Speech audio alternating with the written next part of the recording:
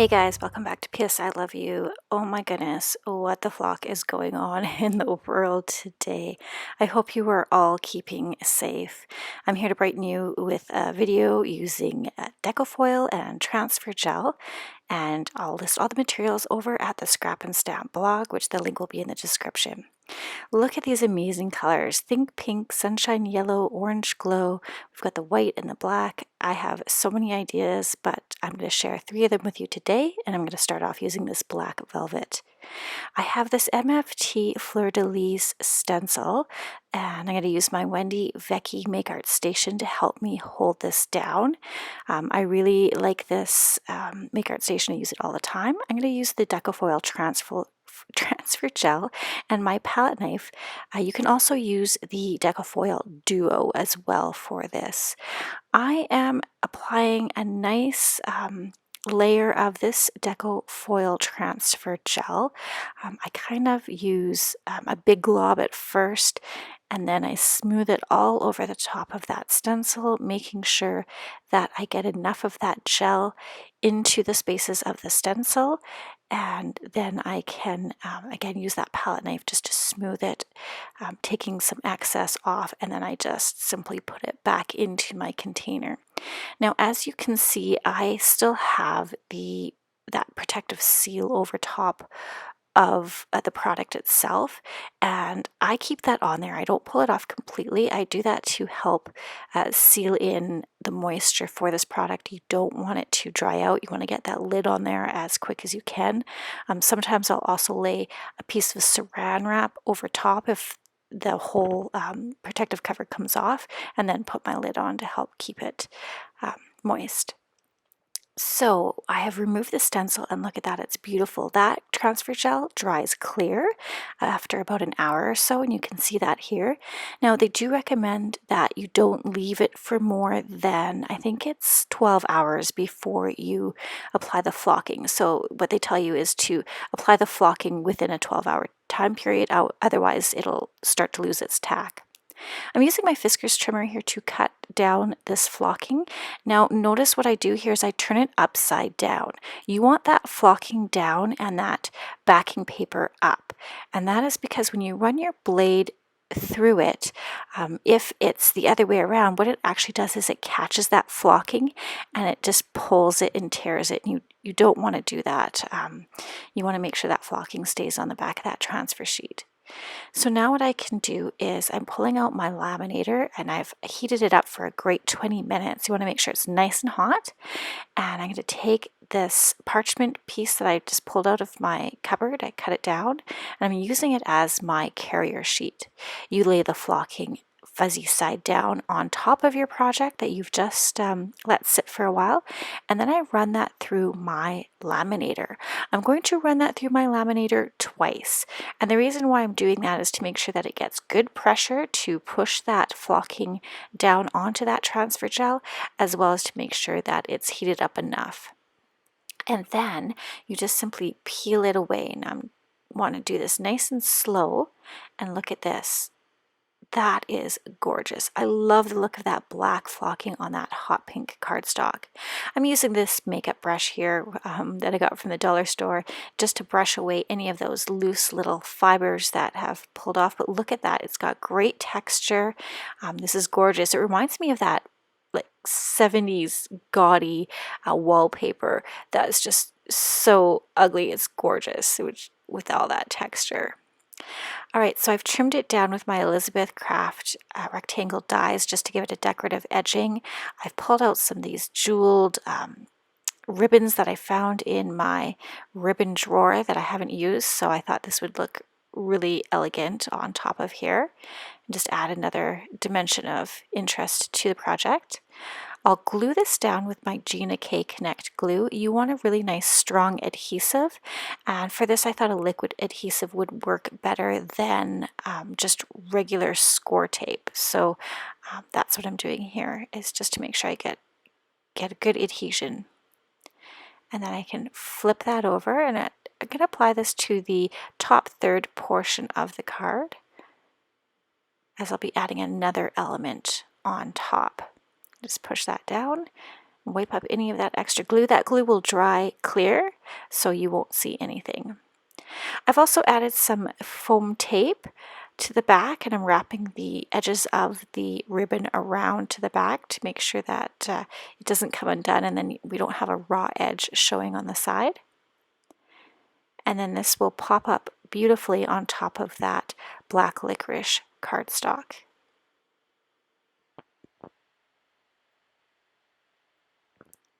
All right, now that I have that down, while that transfer gel was drying, I went ahead and die cut out my elements.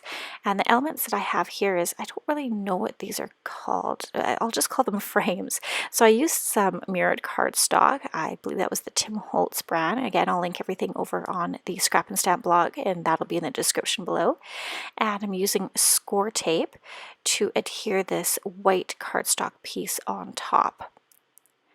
I want just a bit of that metallic showing underneath, a little bit of shine. That'll also bring out the shine in the jewels on that ribbon. Now the white is going to look fairly stark on top of this mirrored cardstock, but what I'm going to do is I'll bring the white in on my sentiment. So what I've done for my sentiment is I found a happy birthday script font, and I will use heat embossing, white heat embossing on top of the black licorice cardstock to bring that white element in as well and tie the two pieces together. Again, adding some more score tape to the back of this that will adhere to the base of my card. I was a little worried in the beginning because of the dimension of that ribbon. I wasn't sure if this would hold it, if the score tape would be enough, or if it would peel up the flocking. But once I get it down there, it worked really well. So I was quite happy with the choice of that adhesive for this. Getting that in the center as much as I can, giving it a nice press, and I think that is going to look really great. I love the way that this is coming together. Now I went to my local, there's my happy birthday sentiment that I had talked about, and that white really just pulls in that white of that frame. Adding some square foam pieces to the back just to pop that sentiment up. Again, adding another layer of dimension to this card. This card is all about dimension and texture and shine, and the feel of it. The feel of the flocking is just gorgeous. Again, I'm adding just a little bit of a liquid adhesive to this foam piece. Again, I wanted to make sure that it stuck down enough on the card and didn't pull up with that flocking, but it didn't seem to be a problem. As I was saying before, I hit my local dollar store up the other day and I scored big. I found these gorgeous 3D butterfly stickers that worked beautifully with this card. I just love that the colors work so well, and this kind of pink monarch looking butterfly I thought would just really be the piece de resistance on this card.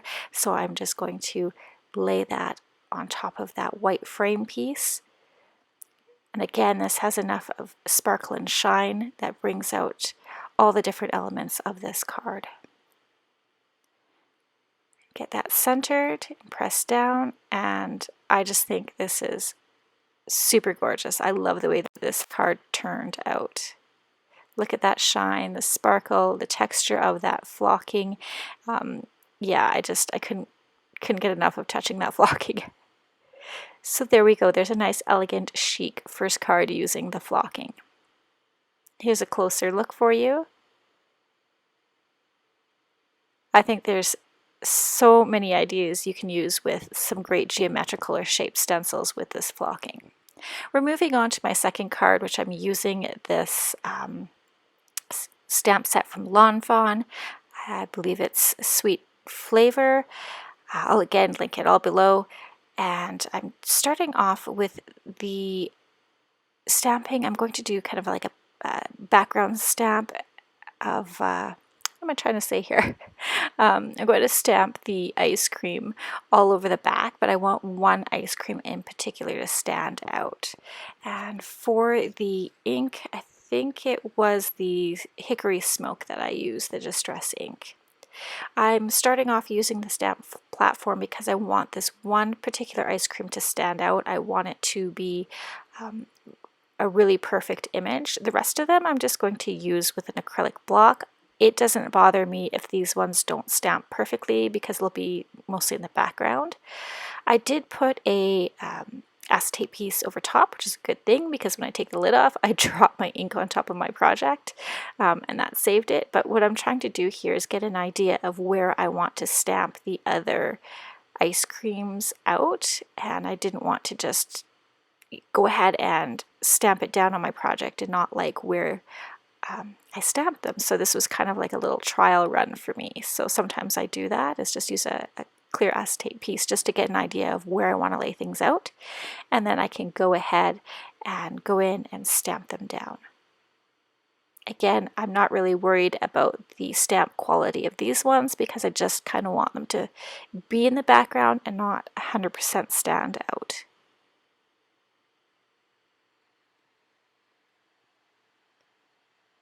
So just stamping them here and there. And then we can move on now that I have them all stamped out. I am going to again use that Deco foil gel, and this time I'm using a paintbrush, and I just want to paint a layer of this Deco foil gel on top of the ice cream mound. This is where I want to add my flocking, and the key here is to start off with a thin layer and then keep adding. We want a fairly thick layer like you did with the stencil, but our trick here is we don't have the luxury of using a stencil to get a good mound. Now I guess what I could have done is I could have done the coordinating die and just cut it out on a piece of paper and then made a stencil, but I just used the paintbrush and I set it aside again to dry for 20 minutes. I have sorry, not 20 minutes, but an hour. I heat up my laminator for 20 minutes is what I meant to say, and you can see that it's dry there. It's still got a shiny look, a little harder to tell when it's dry because it is clear on white cardstock, but again, give it a good hour. Brought back my parchment carrier sheet. I've cut up a piece of that gorgeous hot pink flocking there, laying it face down onto my project, and again running it through the laminator twice. Giving a little press down. Now I didn't have enough of the transfer gel laying on there, applied there, but that's okay. I can show you how I can fix that. It's still beautifully fuzzy. So what I do is I, again, die cut this piece out into a smaller rectangle with that stitching, and there you see I have a little bit of flocking missing. I've gone ahead and also colored with my Copics, but I do pull out a coordinating Copic marker that matches the flocking, and then I can just go in and fill in those edges that look missed. I'll also add a little bit more of that color throughout the top of that flocking just so that there isn't a stark contrast between the two colors. Just making it look like it's got a little bit more dimension, and it gives it a more realistic look to me. It looks like it's actually like wet or that it is actually ice cream. So again, that's another way to kind of fix up your project if it doesn't transfer 100%. So make sure you have a good layer of transfer gel on top of there.